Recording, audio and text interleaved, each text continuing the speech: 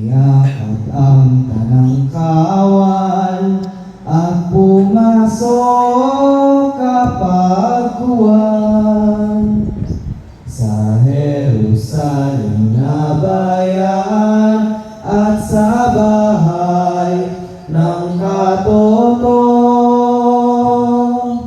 Agad silang napatungo ang nasanib lang totoo.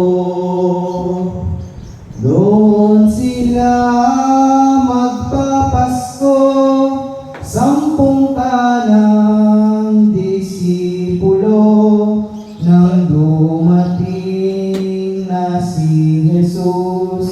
Doon sa bahay ni Marcos, binati niyang tibobos ng buhay.